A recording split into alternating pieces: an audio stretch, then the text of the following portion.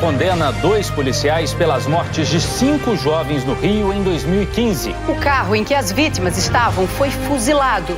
Mais um preso da Lava Jato é libertado por causa da decisão do Supremo Tribunal Federal contrária à prisão de condenados em segunda instância. O ex-executivo da Mendes Júnior, Sérgio Cunha Mendes, condenado por corrupção, lavagem de dinheiro e ação criminosa. Um dia depois de ser solto, o ex-presidente Lula participa de uma manifestação política em São Bernardo do Campo. No discurso, Lula atacou os procuradores da Lava Jato, o presidente Jair Bolsonaro e os ministros da Economia, Paulo Guedes, e da Justiça, Sérgio Moro. Em algumas cidades do país, houve atos contra a decisão do STF. Quase 1 milhão de moradores do interior de São Paulo começam a racionar água por causa da falta de chuva. Estudantes de todo o país se preparam para a segunda do Enem. E tem ainda os gols do sábado. O Jornal Nacional começa agora.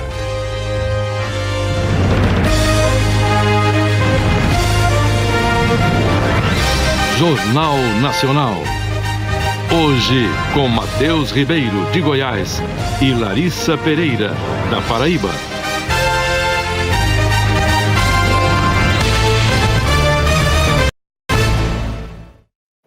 A decisão do Supremo Tribunal Federal contrária à prisão de condenados em segunda instância levou à soltura de mais presos, e não só da Lava Jato. O ex-ministro José Dirceu estava preso desde maio e deixou o Complexo Médico Penal na região de Curitiba ontem à noite. O alvará de soltura foi expedido pela juíza Ana Carolina Ramos, da primeira vara de execuções penais de Curitiba. Dirceu tem 2 condenações confirmadas pelo Tribunal Regional Federal da 4ª Região. A segunda instância para a Lava Jato no Paraná. As penas somadas chegam a 39 anos de prisão pelos crimes de corrupção e lavagem de dinheiro. Depois de sair da cadeia, o ex-ministro petista se encontrou no apartamento de um amigo em Curitiba com o ex-presidente Lula, que também foi beneficiado com o novo entendimento do Supremo Tribunal Federal. Outro preso da Lava Jato liberado foi o ex-executivo da Mendes Júnior, Sérgio Cunha Mendes, condenado por corrupção, lavagem de dinheiro e ação criminosa. Ele cumpria a pena de 27 anos de prisão no complexo penitenciário da Papuda, em Brasília, e saiu durante a madrugada. O alvará de soltura foi expedido pelo Tribunal de Justiça do Distrito Federal. Outros réus da Lava Jato no Paraná que já tiveram as condenações confirmadas em segunda instância podem ser beneficiados nos próximos dias. São pelo menos 10 presos em regime fechado e 28 em regime semiaberto ou prisão domiciliar, mas a maioria ainda aguarda uma decisão da Justiça. Entre os condenados em segunda instância, que também já entraram com pedido de liberdade, estão 2 ex-tesoureiros do PT que cumprem pena em regime semiaberto. Delúbio Soares, já condenado no Mensalão, e João Vacari Neto. Vacari foi condenado por corrupção, Delúbio por lavagem de dinheiro. O julgamento que criou as condições para que o ex-presidente Lula e outros presos fossem soltos terminou na feira. Por 6 votos a 5, o Supremo Tribunal Federal decidiu que é inconstitucional prender condenados enquanto ainda existir possibilidade de recursos em tribunais superiores. O Supremo não estava decidindo o caso específico de Lula, mas uma regra para valer em casos em geral. A decisão não anula condenações nem absolve os réus, apenas adia a execução da pena até o esgotamento dos recursos judiciais. Mas não são somente presos da Lava Jato que vão ser beneficiados pela decisão do Supremo. O Conselho Nacional de Justiça fez um levantamento indicando que cerca de 4.900 presos em todo o país terão o mesmo direito. É o caso do ex-governador de Roraima, Neudo Campos, que estava em prisão domiciliar. A defesa pediu a sua libertação e hoje o Tribunal de Justiça do Estado determinou a retirada da tornozeleira eletrônica. Neudo Campos, que era do PP e hoje está sem partido, foi condenado em segunda instância por peculato no escândalo dos gafanhotos, um esquema que desviou 230 milhões de reais dos cofres públicos. Um dia depois de deixar a prisão, também em decorrência da decisão do STF, proibindo condenados de cumprirem pena. Depois de decisão em segunda instância, o ex-presidente Lula participou de uma manifestação política em São Bernardo do Campo. O ato foi em frente ao Sindicato dos Metalúrgicos, o mesmo lugar onde Lula se entregou à polícia no dia 7 de abril de 2018 para começar a cumprir pena por corrupção e lavagem de dinheiro no caso do triplex do Guarujá. Ele falou por mais de 40 minutos do alto de um caminhão. No discurso, Lula voltou a se dizer inocente e a criticar a Operação Lava Jato, os procuradores da Lava Jato de Curitiba, e chamou de canalha o juiz Sérgio Moro, que o condenou, hoje ministro da Justiça do governo Bolsonaro. Fez críticas também à atual política econômica. O ex-presidente, em alguns momentos, disse que não tem ódio no coração, apesar de ter passado 580 dias na prisão. Mas o tom do seu discurso foi de hostilidade a seus adversários políticos, com acusações e ataques ao presidente Jair Bolsonaro.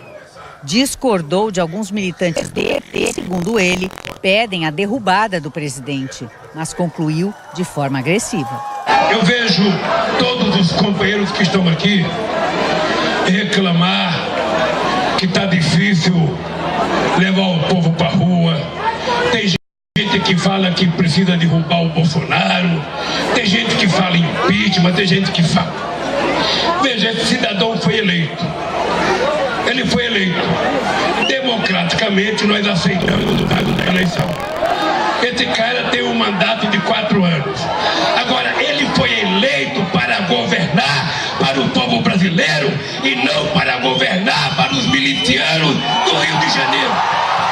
O ex-presidente Lula celebrou ainda a vitória de Alberto Fernandes e Cristina Kirchner na Argentina. Defendeu a eleição de Evo Morales na Bolívia, suspeita de fraude. Disse que o Brasil precisa ser solidário ao povo venezuelano. E disse também que a partir de agora vai percorrer o Brasil para fazer oposição. No seu discurso, o ex-presidente Lula usou palavras chulas e disse inverdades sobre a Globo, que divulgou a seguinte nota, abre aspas, a Globo repudia os ataques do ex-presidente Luiz Inácio Lula da Silva.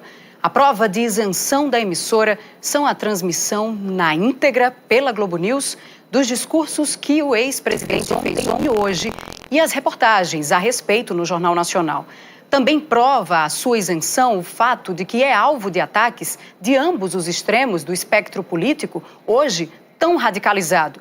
A Globo faz jornalismo sério, de qualidade e continuará a fazer, sem se intimidar e sem jamais perder a serenidade. Fecha aspas. O presidente Jair Bolsonaro, até o momento, não se pronunciou sobre os ataques de Lula. Pela manhã, no social, ele disse: amantes da liberdade e do bem somos a maioria. Não podemos cometer erros. Sem um norte e um comando, mesmo a melhor tropa se torna num bando que atira para todos os lados, inclusive nos amigos. Não dê munição ao canalha, que momentaneamente está livre, mas carregado de culpa. Também antes do discurso de Lula, hoje à tarde, o presidente disse que não comentaria os ataques dirigidos contra ele ontem no primeiro discurso. A grande maioria do povo brasileiro é honesto, trabalhador, e nós não vamos dar espaço, né, nem contemporizar com o presidiário. Ele está solto, mas continua com todos os crimes dele nas costas, tá vendo? O ministro da Justiça e Segurança Pública, Sérgio Moro, evitou responder aos ataques de Lula contra ele. Moro publicou em uma rede social: aos que me pedem essas ofensas, esclareço. Não respondo a criminosos, presos ou soltos. Algumas pessoas só merecem ser ignoradas. A força-tarefa da Lava Jato em Curitiba e o ministro da Economia, Paulo Guedes, disseram que não vão se manifestar sobre as declarações do ex-presidente Lula.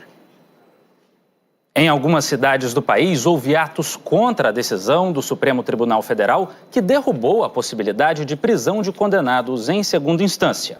Em São Paulo, um grupo maior de pessoas se reuniu na Avenida Paulista, em frente à sede da Federação das Indústrias do Estado. E um grupo menor ficou em frente ao MASP, também na Paulista.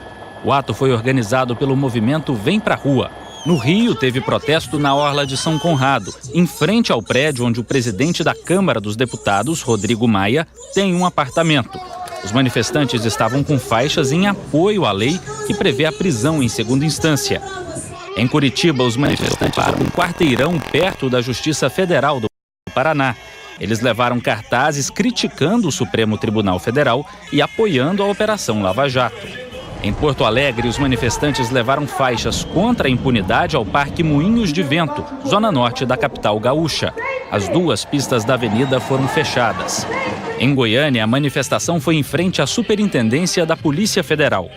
Os manifestantes fizeram uma caminhada na Avenida Beira-Mar, na praia de Boa Viagem, em Recife. Um grupo usou fantasias representando os ministros do STF. A manifestação começou em frente ao Congresso Nacional, em Brasília, com um grupo de pessoas vestidas de verde e amarelo e com bandeiras na mão. No início da noite, parte dos manifestantes foram para a frente do Supremo Tribunal Federal protestar contra a decisão dos ministros. As obras de ampliação da faixa de areia da Praia de Iracema, em Fortaleza, têm provocado questionamentos de ambientalistas. O tamanho da obra, com mais de 1 quilômetro de extensão na orla de Fortaleza, chama a atenção de moradores e turistas. Nossa, foi uma surpresa. Confesso que se eu soubesse que estivesse nesse canteiro de obra toda, eu não teria vindo. A prefeitura orçou em 68 milhões de reais a obra no principal ponto turístico de Fortaleza. A praia de Iracema vai receber 80 metros de faixa de areia mar adentro. É parte de uma ampliação do calçadão beira-mar, com a instalação de quiosques padronizados e equipamentos de esporte. A areia retirada do fundo do mar já cobriu toda essa área, que antes era uma barreira formada por rochas. A água do mar vinha até aqui perto. Na prática, Fortaleza ganhou mais uma praia, mas ambientalistas alertam que muitas espécies marinhas podem ser prejudicadas. Nesse solo embaixo d'água, a gente tem os recifes de arenito e recifes de coral. Esses recifes, eles são a base da cadeia alimentar para uma rica diversidade de peixes do Ceará. E esses peixes, por sua vez, vão ser fonte de alimento para as tartarugas, para os golfinhos e para peixes maiores, né? O que nós podemos ver é um impacto imediato com o soterramento dessa base da cadeia alimentar. A Prefeitura de Fortaleza diz que levou em conta estudos de impacto ambiental. Foi feito estudos, recolhimento de amostras, mergulhos, estudos batimétricos, apresentados ao Ministério Público, e após só a comprovação de que o local onde a gente retirar a areia, a ida desse local, ele não traria nenhum impacto ambiental de grande porte aqui para essa área da cidade. 3 institutos ambientais entraram com uma ação na Justiça pedindo a suspensão da obra e a retirada das máquinas do local, alegando que os animais prejudicados precisam ser poupados imediatamente. A vida marinha, né, as tartarugas, tem projetos de preservação da vida marinha aqui. Uma obra totalmente necessária e que não foi pensada em momento nenhum no impacto em relação ao meio ambiente. A Prefeitura diz que, além dos estudos encomendados não revelarem este impacto ambiental, a obra tem a função de conter a ameaça de avanço do mar. Essa obra, além de necessária para a cidade, pela questão do turismo, da economia, do desenvolvimento da cidade, era necessário para conter esse possível avanço, que se isso não fosse feito a essa época, a gente poderia ter que fazer isso para evitar algum transtorno bem maior para a cidade de Fortaleza. A Justiça Federal do Ceará analisa um pedido de institutos ambientais para suspensão da obra e retirada das máquinas do local. E mais 2 praias do litoral norte do Espírito Santo registraram hoje pequenos fragmentos de óleo. De quadriciclo, José Luiz monitora as tartarugas que desovam na praia de Uruçuquara. Foi ele quem viu os primeiros fragmentos de óleo na areia. Aonde você encosta, ele gruda. Homens da Marinha se juntaram a equipes da Prefeitura de São Mateus para fazer a limpeza. E elas não vêm em grandes pedaços, estão vindo bem pequenos. Isso quer dizer que vai dar mais trabalho ainda, né? Esse produto encontrado aqui na praia de Uruçuquara ainda vai ser analisado, mas é muito semelhante ao que apareceu na praia de Guriri, que fica mais ao norte aqui do Espírito Santo. Esse produto de Guriri já foi analisado e a Marinha não tem dúvida. É o mesmo óleo que apareceu nas praias do Nordeste. Perto dali, na praia de Barra Nova, também apareceram vestígios de óleo. No sul da Bahia, equipes do Ibama avistaram no mar essa mancha que tem 10 metros de comprimento. Na península de Maraú, o óleo voltou a aparecer numa praia. No norte do Espírito Santo, como a quantidade de óleo é considerada pequena, as praias não foram interditadas e hoje ficaram cheias. A Marinha acredita que o óleo vai continuar se deslocando em direção ao sul. Continuamos monitorando, continuamos acompanhando. Como a corrente aqui nessa região ela segue para o sul, é visível que essa mancha continue a se deslocar, mas como temos acompanhado, cada vez com menor intensidade. O IBAMA anunciou hoje que o incêndio na reserva indígena Araribóia, no Maranhão, foi extinto. Cerca de 60 brigadistas combateram o fogo numa das últimas áreas de floresta amazônica preservadas no estado. A polícia investiga se o incêndio tem relação com o assassinato do líder indígena Paulo Paulino Guajajara, morto numa emboscada de madeireiros no início do mês. E quase 1 milhão de moradores do interior de São Paulo começaram a enfrentar o racionamento de água nesta semana por causa da falta de chuva. A paisagem é de seca em 3 das 4 represas que abastecem Sorocaba, uma das maiores cidades do interior de São Paulo, com 680 mil moradores. Esta tem apenas 8% do volume total. A situação começou a piorar no mês passado, quando choveu muito pouco. Para vocês terem uma ideia, o volume esperado era este, de 100 milímetros ou 100 litros de água por metro quadrado. Mas choveu muito menos do que isso, só 12 litros por metro quadrado. O jeito foi fazer um rodízio no abastecimento. A cada 4 dias, moradores de 150 bairros ficam 13 horas sem água. Está um sufoco, isso que é a realidade.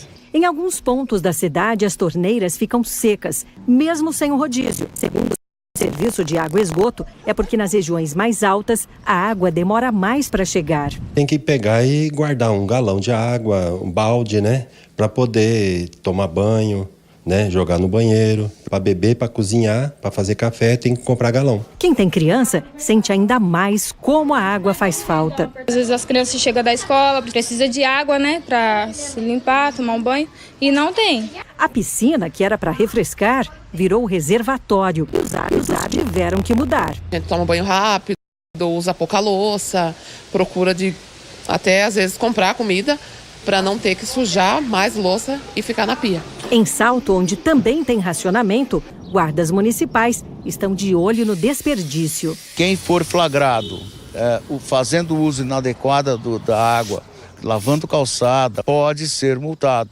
E a multa é de R$ 332 ou 1/3 do salário mínimo. Tudo para evitar que a situação fique ainda pior. Aí quem está economizando também passa a sofrer junto com aquele que esbanjou. Então nós temos que se unir e todos colaborarem.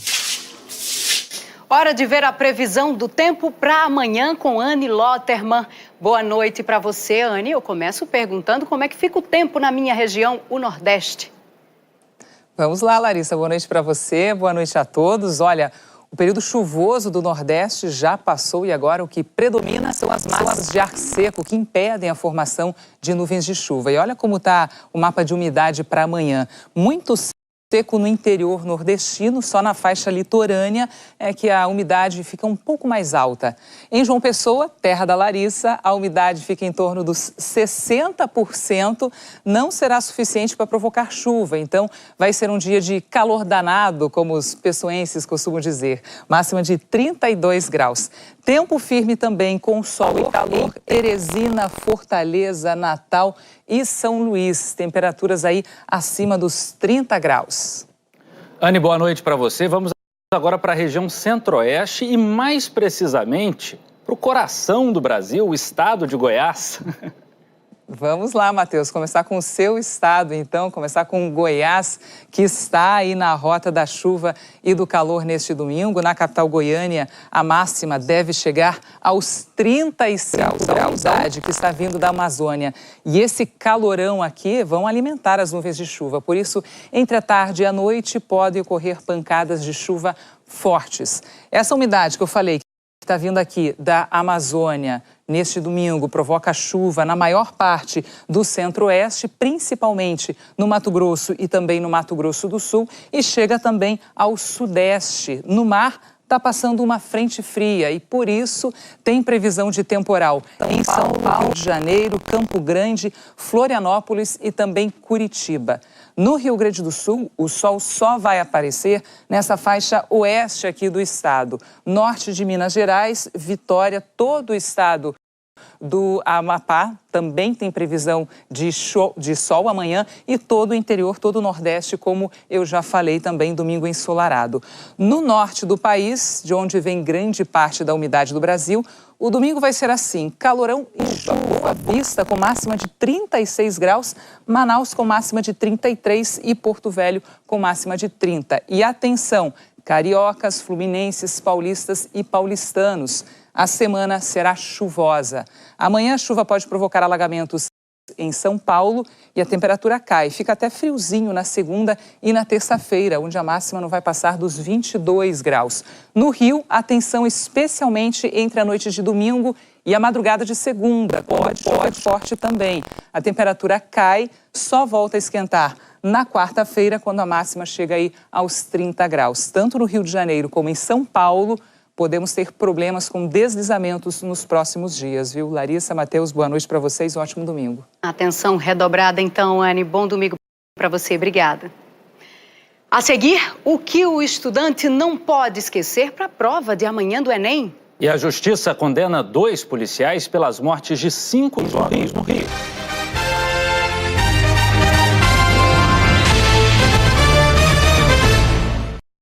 A Justiça condenou 2 policiais militares pelo assassinato de 5 jovens na zona norte do Rio.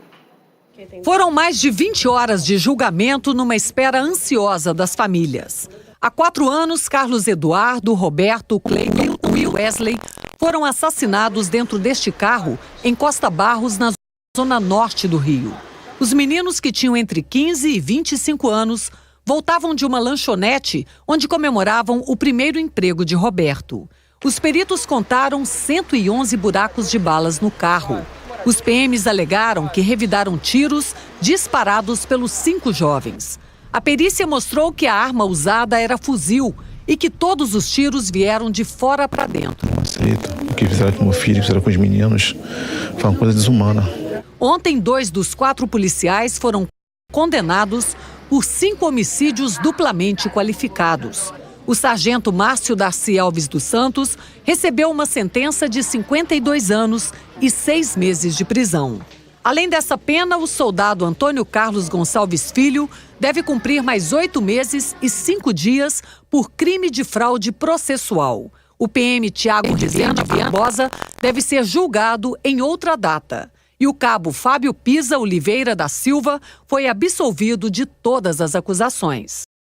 As famílias dizem que foram 4 anos de muito sofrimento e de espera por justiça. Por isso, não se conformaram com a absolvição de um dos policiais. O Ministério Público e os assistentes de acusação já recorreram da decisão. E o caso vai para a análise do Tribunal de Justiça. Eu queria que o nosso filho voltasse para nossos lares, mas infelizmente isso não pode, é que o Estado repare esse dano.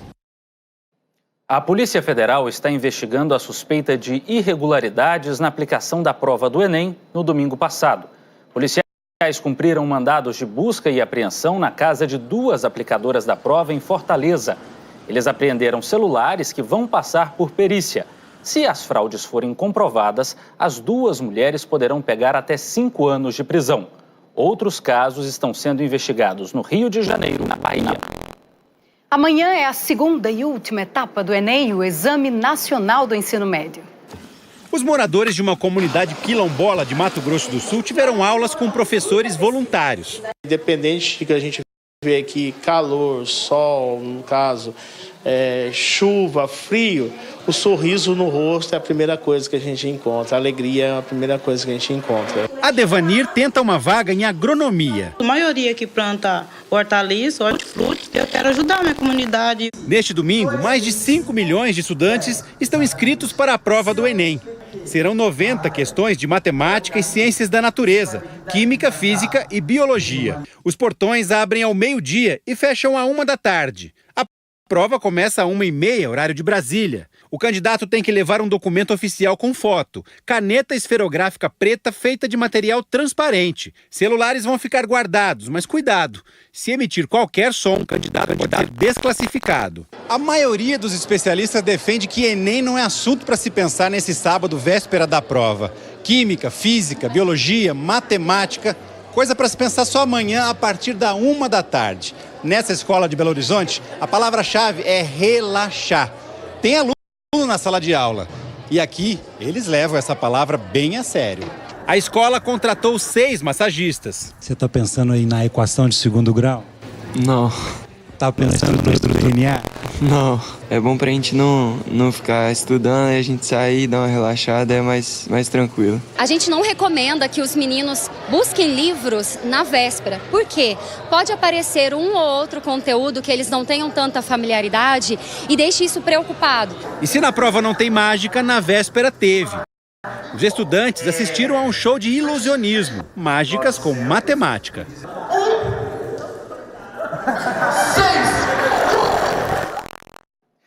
Agora, Larissa, além de Enem, amanhã também é dia de Fantástico e com estreia. É a nova temporada da Jornada da Vida. O destino agora é a Índia. Montanhas consideradas morada dos deuses. E a 4.000 metros de altitude, a nascente de um rio sagrado. E aqui o Ganges começa a sua jornada, uma jornada como nenhuma outra.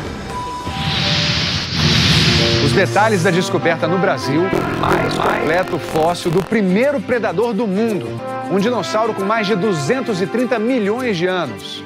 A cabeça grande e a boca de dentes serrilhados fazia dele o mais temido predador da época em que ele viveu. A atriz Heloísa Perissé conversou com o Dr. Drauzio Varela sobre como enfrentou um câncer raro. Eu tenho vontade de viver com muito mais delicadeza do que eu já vivi até então. Uma pesquisa alerta a onda de fake news que tentam convencer pais a não vacinarem seus filhos. O quebra-cabeças para montar os novos submarinos brasileiros. Por que esse carro está tapando a janela do apartamento? Se ele estiver dormindo, ele vai ser incomodado. O repórter secreto vai mostrar os defeitos em prédios erguidos à base de corrupção. Onde estão essas crianças africanas que saíram do Rio de Janeiro com documentos brasileiros? É investigação, é fantástico, é amanhã, é depois do Faustão. Você vai ver. Daqui a pouco, os alemães celebram nas ruas os 30 anos da queda do Muro de Berlim. E há uma semana do GP do Brasil de Fórmula 1, a homenagem a um dos maiores pilotos da história. Na Bolívia, policiais se juntaram a protestos contra o presidente Evo Morales.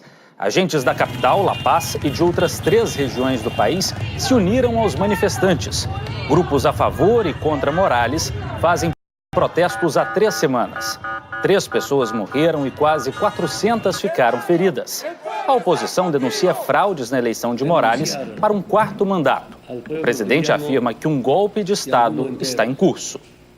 Manifestantes fizeram hoje, em Hong Kong, mais uma vigília para lembrar a morte de um estudante nos protestos que acontecem há quase 6 meses no país. 8.000 pessoas participaram da homenagem perto da sede do governo. Elas usaram a luz dos celulares para iluminar o céu da capital. O ato foi um dos poucos que tiveram a autorização da polícia para ser realizado. E a Alemanha recordou hoje os 30 anos da queda do Muro de Berlim. As flores nas rachaduras do concreto são para homenagear as centenas de mortos e os mais de 75.000 alemães orientais presos pela ditadura comunista, que caiu no mesmo dia em que o povo destruiu o muro que cerceava sua liberdade. Muitas pessoas foram vítimas da ditadura do partido que governava a Alemanha Oriental, disse a primeira-ministra Angela Merkel.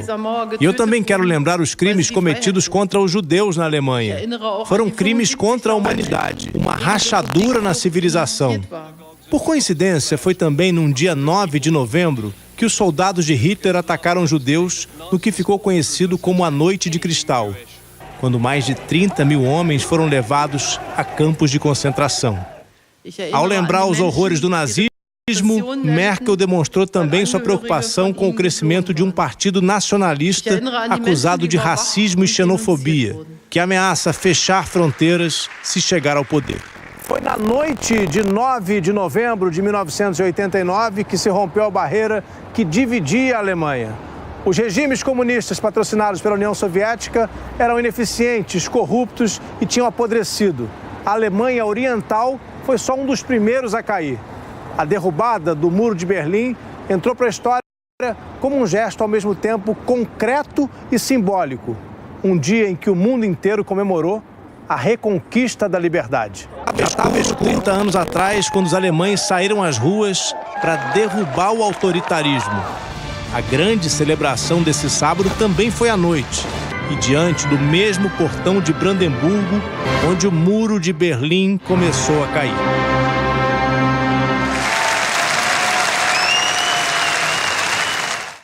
Os organizadores do GP do Brasil de Fórmula 1 homenagearam Ayrton Senna, hoje, em São Paulo. É uma história que une gerações. Meu pai gravou as corridas e desde que eu era pequeno ele me mostrou, fez trazer essa paixão e virar isso aqui na pele agora. Marcas que vão além do ídolo eternizado no próprio corpo. Senna é inesquecível. E hoje a gente está aqui celebrando ele. Foram 3 títulos mundiais e uma carreira vitoriosa. E o início de tudo isso está aqui. O carro que Ayrton Senna usou na primeira temporada na Fórmula 1, 1984. Bem diferente os pilotos encontram hoje. A Toleman de 35 anos atrás e a simplicidade de um painel com pouquíssima tecnologia. Era tudo no braço, inclusive para trocar a marcha com cabo de madeira. Felipe Massa foi um dos escolhidos para conduzir essa volta no tempo. É uma emoção tão grande para a gente estar participando desse evento, mas pela história, né, que representa esses carros aqui em São Paulo, que é a nossa cidade, na cidade do Ayrton. Mas a idade não compensou e ele precisou de ajuda para voltar para os boxes. Ainda tinha mais, a Lotus Preta de 1985. Carro da primeira vitória de Ayrton Senna na Fórmula 1 no Grande Prêmio de Portugal em Estoril. No volante, outra lenda do automobilismo, bicampeão mundial Emerson Fittipaldi. Para mim é uma honra pilotar esse carro, eu tenho certeza que eu estou emocionado, o Felipe Massa também está emocionado, é um momento muito especial para nós. Emoção para todos, parecia um domingo de corrida, daqueles com música.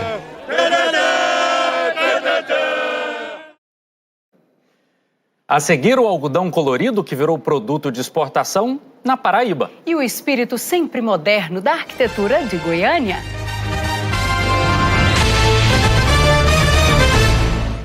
Goiânia é o maior acervo Art Deco do Brasil. O movimento artístico que surgiu na França inspirou os primeiros prédios da cidade nos anos 1930, quando a capital foi transferida da cidade de Goiás para lá. Você vê agora na reportagem de Honório Jacometo, Sérgio Rodrigues e José Washington. Uma cidade com milhares de edifícios, conectada ao que existe de mais moderno. Esses elevadores produzem a própria energia. Goiânia é uma cidade que tem isso no DNA dela, né? De estar sempre inovando. Em meio a esta paisagem cheia de concreto, ferro, vidro, está o prédio comercial mais alto do país. Ele facilmente se encaixaria numa metrópole como Nova York. São 191 metros de altura, 50 andares.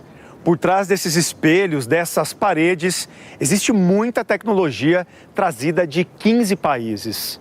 Aliás, modernidade é algo que sempre esteve presente na vida de Goiânia, desde a sua criação na década de 1930. Os contornos, os traçados, os materiais usados na construção do Palácio das Esmeraldas, a sede do governo, foi tudo inspirado no Art Deco, o movimento que ganhou força em Paris em 1925, direto da França aqui para o coração do Brasil. As construções são caracterizadas por geométricos e linhas retas. Os prédios foram erguidos no auge do estilo Art Deco, que coincide com a fundação da cidade. Foi realmente uma cidade que rompeu com a questão do barroco, do colonial e se tornou uma das primeiras cidades modernas do Brasil. Goiânia é a capital com o maior conjunto Art Deco tombado pelo Patrimônio Histórico Nacional. O teatro, a torre do relógio. É uma cidade bem construída, né? Bem planejada, bem projetada. O trampolim e a mureta no Parque do Lago das Rosas. E a estação de trem, que impressionava a quem chegava pela primeira vez à nova capital. Como o Art Deco, Goiânia nasceu para ser simples e, ao mesmo tempo, moderna. Apesar da cidade ter esse desenho aberto e contemporâneo, a população ainda é esse jeitão meio interiorano. Essa coisa assim de estar aberta para o novo, mas ao mesmo tempo querer manter todas as suas tradições e seus valores. Cidade linda, né, Larissa? Está convidada a conhecer. Já quero visitar. Agora eu te convido e convido aos brasileiros também para conhecerem uma das belezas da Paraíba. Agricultores investem no cultivo de um algodão orgânico naturalmente colorido. O produto gera riqueza no campo e despertou o interesse da indústria, como mostram os repórteres Juliano Roque e Alexandre Frazão. Num Brasil tão diverso, produtores rurais do agreste paraibano se orgulham de ter uma paleta de cores naturais. Em Salgado de São Félix e em mais 4 municípios, o algodão colorido desenvolvido pela Embrapa de Campina Grande nasce naturalmente em tons de marrom, verde e vermelho. O marrom tem um pigmento mais forte, já o verde e o vermelho são bem clarinhos. Eu coloco os resíduos deles. Como não precisa de tingir, não são jogados em mananciais, né, que normalmente ocorre com as grandes indústrias, que um pouco dos resíduos vão para esses mananciais. Os agricultores gastam menos dinheiro com irrigação, porque esse tipo de algodão é mais resistente do que o branco e precisa de menos água. A pouca chuva que caiu nos últimos 4 meses foi suficiente para molhar os 2 hectares da família de que plantava milho. Mas agora ocupa o pedaço de terra com algodão. O milho a gente perdia, pouca chuva, o algodão, que é mais resistente ao sol, né? Aí a chuva, como é escassa, é a única lavoura que está dando um pouco de rendimento no final do ano. A produção não usa veneno, é sustentável e por isso mais valorizada. A Paraíba produz 783 toneladas de algodão por ano.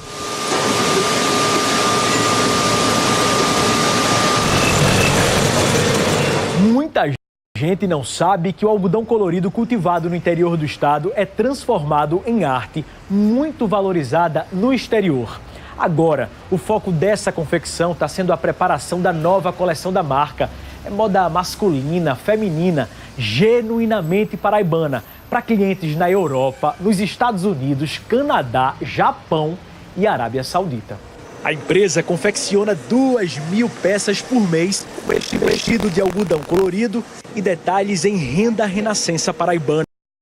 O tecido orgânico de alta qualidade gera emprego e renda para dezenas de costureiras e rendeiras. Por incrível que pareça, hoje é a matéria-prima têxtil mais inovadora que o país tem. E ser justamente da Paraíba, de um estado onde não tinha nenhuma referência em moda a nível nacional. Ninguém sabia de moda da Paraíba. E hoje, pelo contrário, a gente pode dizer que em termos de moda sustentável, algodão orgânico, a Paraíba hoje, com esse trabalho da gente, é uma referência no país.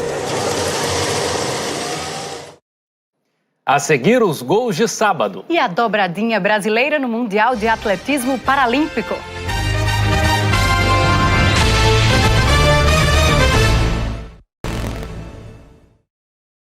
Agora há pouco, o presidente Jair Bolsonaro publicou numa rede social um comentário sobre os ataques de hoje do ex-presidente Lula.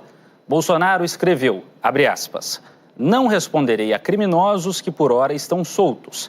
Meu partido é o Brasil." Fecha aspas. O Brasil vai disputar a final do torneio internacional de futebol feminino contra a China. A seleção brasileira continua invicta sob o comando da técnica sueca Pia Sundhage. Foram 4 vitórias e um empate. A Globo transmite a decisão amanhã, às 8h30 da manhã, no horário de Brasília. E logo depois do futebol tem o esporte espetacular. Olá, boa noite. Amanhã um encontro de craques do Flamengo. Júnior e Felipe Luiz falam da final da Libertadores. Só quem é flamenguista sabe o que representa esse momento, né? Para um fã como eu, como torcedor, e poder estar vendo esse momento aqui do lado do ídolo, né? Se você pegar o Zico e botar nesse time de hoje, esse time ganharia do nosso. Eles ganharam a fama de jogadores folclóricos. Muita gente me conhece só por meme, então vocês têm que começar a olhar um pouquinho pra mim também como jogador de futebol. Mas será que isso ajuda ou atrapalha a carreira? Isso gera até emprego, viu, gente? E tem a final do Ipom, marcada pela emoção. 4 brigas pelo prêmio de disputar um dos maiores torneios do mundo. É amanhã, depois de Brasil e China no futebol feminino. E o domingo de manhã tem outra atração, a Mega Rampa. Para quem vive numa cadeira de rodas, o skate tinha tudo para ser apenas um brinquedo. Mas esse não é o caso.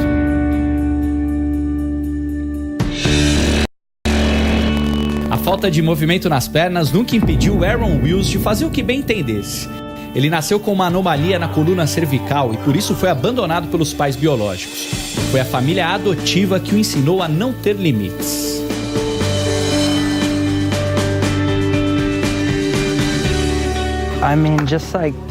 Wills conta que por causa do irmão mais velho, cresceu assistindo a skatistas profissionais como o brasileiro Bob Burnham. De tanto vê-los, decidiu tentar fazer a mesma coisa, mas numa cadeira de rodas. E assim foi. A cadeira passou a desafiar os obstáculos que teoricamente eram só do skate, inclusive o maior deles. Estar no topo da mega rampa, numa cadeira de rodas, e ter a coragem para encarar essa descida onde é possível alcançar até 80 km por hora. Esse é um desafio muito difícil e perigoso. Tanto que ele já tentou outras vezes, nenhuma deu certo. O maior problema foi completar o salto por cima desse vão aqui atrás de mim. Alguém me empurra, eu preciso de velocidade. Ele caiu com a costela ali em cima do landing, na parte reta ainda. Já tira o ar dele, ele... Acho que precisa de mais velocidade, precisa mais velocidade. Aí parou tudo.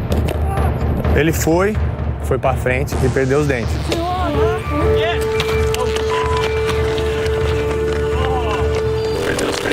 Mano, quebrou os dentes da frente. Eu fiz de novo. Ah, não, me desculpem. Depois dessas tentativas frustradas, o Wills voltou a encarar uma mega rampa no Maracanã na abertura dos Jogos Paralímpicos de 2016. Mas para ele não foi o suficiente, porque aquele salto terminou num colchão de ar. Progresso é tentar algo novo, e quando você vence um desafio, sente que pode fazer qualquer coisa. Por isso, Aaron Wills teve a coragem de voltar da mega rampa. O resultado a gente mostra amanhã dentro do Esporte Espetacular. Imperdível. Hora dos gols de sábado no futebol brasileiro, começando pela Série A e lá em Goiás. Em Goiânia, o Santos visitou o Goiás e fez 1-0 com esse golaço do Soteldo. O baixinho pegou na veia. Aí, o Soteldo deixou o Marinho na cara do gol para aumentar. Depois foi a vez do Marinho retribuir. Deu tempo para o Soteldo fechar o placar. Santos 3, Goiás 0. Em São Paulo, teve clássico entre Palmeiras e Corinthians. Gustavo Gomes cabeceou a bola no braço do Manuel. Pênalti para o Palmeiras. Gustavo Scarpa cobrou e Walter fez a defesa. Os gols só saíram nos acréscimos do segundo tempo. Aos 47, Michel Macedo acertou um chutaço. Corinthians 1-0. Aos 48, a bola sobrou para o Bruno Henrique empatar. Palmeiras 1, Corinthians também 1. Pela Série B, o Sport venceu o Criciúma no Recife por 1-0, gol do Guilherme. E o Brasil fez dobradinha no Mundial de Atletismo Paralímpico em Dubai.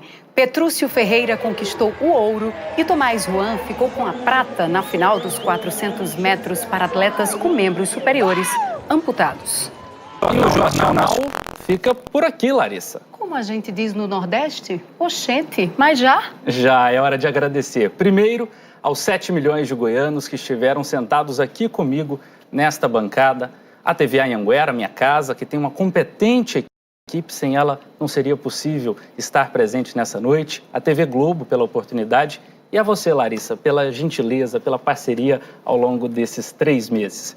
O que nós temos visto aqui é um exemplo da diversidade brasileira e a renovação do compromisso do JN com o bom jornalismo e com o país. Eu estou honrada e agradecida por esta possibilidade. E, Matheus, aqui eu estou certa de que sou mais do que a jornalista Larissa Pereira. Aqui eu sou Paraíba e tenho orgulho disso. Encerro com o tradicional boa noite de um jeito que os goianos já conhecem bem. Tchau, obrigado. Boa noite e um ótimo domingo para você.